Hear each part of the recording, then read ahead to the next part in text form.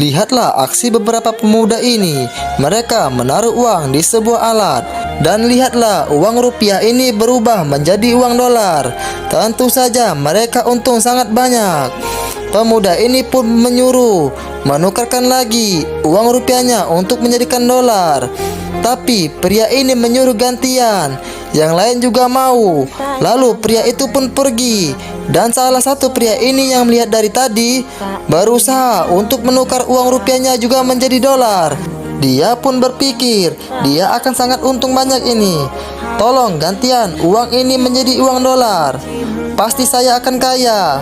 Dan apakah benar ini bisa menyakiti uang rupiah?